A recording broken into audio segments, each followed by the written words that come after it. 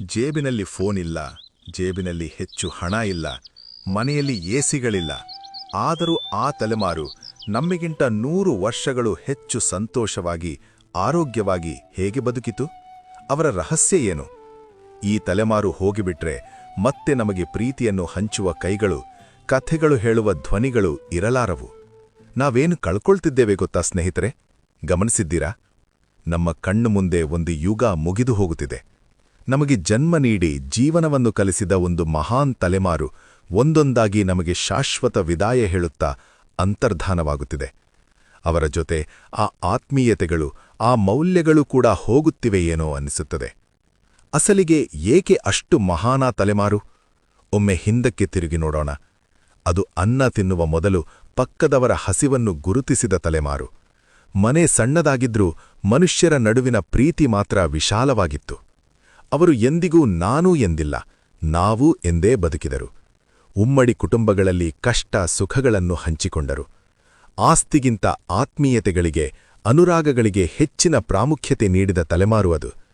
ಅವರಿಗೆ ದೊಡ್ಡ ದೊಡ್ಡ ಡಿಗ್ರಿಗಳಿರಲಿಕ್ಕಿಲ್ಲ, ಆದರೆ ಜೀವನ ಎಂಬ ಪುಸ್ತಕವನ್ನು ಸಂಪೂರ್ಣವಾಗಿ ಓದಿದ ತಲೆಮಾರು ಅದು. ಗಡಿಯಾರ ಇಲ್ಲದಿದ್ದರೂ ಸೂರ್ಯನನ್ನು ನೋಡಿ ಸಮಯ ಹೇಳುತ್ತಿದ್ದರು. ಕ್ಯಾಲ್ಕುಲೇಟರ್ ಇಲ್ಲದಿದ್ದರೂ ಬಾಯಿಲೆಕ್ಕದಲ್ಲೇ ಜೀವನವನ್ನು ಗೆದ್ದ ಮೇಧಾವಿಗಳು ಅವರು. ಇಂಟರ್ನೆಟ್ ನೋಡದೆ ಅಪಾರ ಜ್ಞಾನವನ್ನು ತುಂಬಿಕೊಂಡರು. ಜಿಪಿಎಸ್ ಇಲ್ಲದಿದ್ದರೂ ಗಮ್ಯವನ್ನು ಖಚಿತವಾಗಿ ತಲುಪುತ್ತಿದ್ದರು. ಆ ದಿನಗಳಲ್ಲಿ ಕೈಯಲ್ಲಿ ಮೊಬೈಲ್ ಫೋನ್ ಇರಲಿಲ್ಲ, ಆದರೆ ಮನಸ್ಸು ತೆರೆದು ಮಾತನಾಡಿಕೊಳ್ಳುವ ಸ್ನೇಹಗಳಿಗೆ ಕೊರತೆಯಿರಲಿಲ್ಲ. ಪೋಸ್ಟ್ ಕಾರ್ಡ್ ಮೇಲೆ ಬರೆದ 4 ಮಾತುಗಳು ಫೋನ್ನಲ್ಲಿ ಗಂಟೆಗಳ ಮಾತಿಗಿಂತ ಹೆಚ್ಚು ಪ್ರೀತಿಯನ್ನು ಹಂಚುತ್ತಿದ್ದವು. ಟಿವಿ ಇಲ್ಲದಿದ್ದರೂ ಬೀದಿ ನಾಟಕಗಳು, ಬುರ್ರಾ ಕಥೆಗಳೊಂದಿಗೆ ಸಮಯವನ್ನು ಆನಂದವಾಗಿ ಕಳೆಯುತ್ತಿದ್ದರು. ತಂತ್ರಜ್ಞಾನ ಇಲ್ಲದಿದ್ದರೂ ಸುಖ ಸಂತೋಷಗಳಿಂದ ಬದುಕಿದ ತಲೆಮಾರು ಅದು. ಎಸಿಗಳು, ಕೂಲರ್ಗಳು ಇಲ್ಲದಿದ್ದರೂ ಹೊರಗಡೆ ಮಂಚ ಹಾಕಿಕೊಂಡು ತಂಪು ಗಾಳಿಯಲ್ಲಿ, ಜಾಬಿಲ್ಲಿ ಅಂದ್ರೆ ಚಂದ್ರ ಬೆಳಕಿನಲ್ಲಿ ಹಾಯಾಗಿ ನಿದ್ರೆ ಮಾಡಿದ ತಲೆಮಾರು ಅದು. ಮಿನರಲ್ ವಾಟರ್ ಗೊತ್ತಿರಲಿಲ್ಲ. ಕೆರೆ ನೀರು, ಬಾವಿ ನೀರು ಕುಡಿದು ಕಲ್ಲು ತಿಂದರೂ ಜೀರ್ಣಿಸಿಕೊಳ್ಳುವ ಶಕ್ತಿ ಅವರದೇ. ಪಿಜ್ಜಾ, ಬರ್ಗರ್ಗಳ ಬದಲು ಪೀಚು ಮಿಠಾಯಿ, ಪೇಳೆಗಳು ತಿನ್ನಿ ಸಂತೋಷವಾಗಿ ಬದುಕಿದರು. ಜಿಮ್ಗಳ ಕೆಲಸವಿಲ್ಲದೆ ಭಾರೀ ಕೆಲಸ ಮಾಡಿ ಬೆವರು ಸುರಿಸಿ 100 ವರ್ಷ ಆರೋಗ್ಯವಾಗಿ ಬದುಕಿದರು. ಅದಕ್ಕೆ ಅವರಿಗೆ ಇಂದಿನ ಬಿಪಿಗಳು, ಶುಗರ್ಗಳು, ಹೃದಯಾಘಾತಗಳು, ಕಾರ್ಪೊರೇಟ್ ಆಸ್ಪತ್ರೆಗಳು ಗೊತ್ತಿರಲಿಲ್ಲ. 6ನೇ 7ನೇ ವಯಸ್ಸು ಬರುವವರೆಗೆ ಮಕ್ಕಳ ಬಾಲ್ಯವನ್ನು ಆಟಪಾಠಗಳಿಂದ ತುಂಬಿಸಿದ ತಲೆಮಾರು ಅದು. ನಂತರ ಹಣವಿಲ್ಲದ ಸರ್ಕಾರಿ ಶಾಲೆಗಳಲ್ಲಿ ಓದಿಸಿ ದೊಡ್ಡ ಸಾಧಕರನ್ನಾಗಿ ಮಾಡಿದ ತಲೆಮಾರು ಅದು. ಆ ಕಾಲದಲ್ಲಿ ಶಿಸ್ತು ಬಹಳ ಮುಖ್ಯ.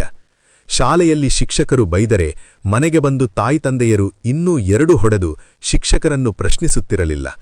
ಅದಕ್ಕೆ ಆ ತಲೆಮಾರಿನ ಮಕ್ಕಳು ಅಷ್ಟು ದೃಢವಾಗಿ ಬೆಳೆದರು. ಅವರು ವ್ಯಾಪಾರದಲ್ಲಿ ಕಲ್ತಿಗೆ ಅವಕಾಶ ನೀಡಲಿಲ್ಲ. ನೀತಿ ನಿಜಾಯಿತಿಯಿಂದ ಯಾರನ್ನೂ ಮೋಸ ಮಾಡದೆ ಬದುಕಿದರು. ತಮ್ಮ ಕಷ್ಟಗಳನ್ನು ಧೈರ್ಯವಾಗಿ ಎದುರಿಸಿದರು. ತ್ಯಾಗಗಳಿಂದ ಮಕ್ಕಳ ಭವಿಷ್ಯಕ್ಕೆ ಅಡಿಪಾಯ ಹಾಕಿದರು. ಜಾತಿ ಮತಗಳ ಪಾರವಾಗಿ ಎಲ್ಲರನ್ನೂ ಸಹೋದರ ಭಾವದಿಂದ ನೋಡಿದ ದೊಡ್ಡ ಮನಸ್ಸು ಅವರದ್ದು. ಅಂತಹ ಅಮೂಲ್ಯ ಮನುಷ್ಯರು ಇಂದು ಒಂದೊಂದಾಗಿ ನಮ್ಮನ್ನು ಬಿಟ್ಟು ಹೋಗುತ್ತಿದ್ದಾರೆ.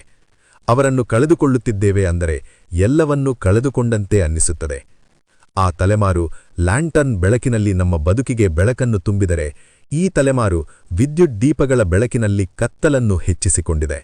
ಹೋಗುತ್ತಿರುವ ಆ ತಲೆಮಾರಿನಿಂದ ನಾವು ಆ ಪ್ರೀತಿ, ಆ ಮೌಲ್ಯಗಳನ್ನು ಕಲಿಯದಿದ್ದರೆ ನಮ್ಮ ಭವಿಷ್ಯ ಅಂಧಕಾರವೇ.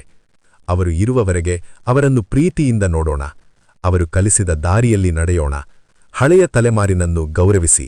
Respect the older generation. ಈ ಕಥೆ ನಿಮ್ಮ ಮನಸ್ಸನ್ನು ತಟ್ಟಿದೆಯಾ? ಹಾಗಿದ್ರೆ ತಪ್ಪದೇ ಒಂದು ಲೈಕ್ ಮಾಡಿ, ನಿಮ್ಮವರ ಜೊತೆ ಹಂಚಿಕೊಳ್ಳಿ. ಇನ್ನಷ್ಟು ಹೃದಯಸ್ಪರ್ಶಿ ಕಥೆಗಳಿಗಾಗಿ ನಮ್ಮ ಚಾನಲ್ ಅನ್ನು ಸಬ್ಸ್ಕ್ರೈಬ್ ಮಾಡುವುದು ಮರೆಯಬೇಡಿ.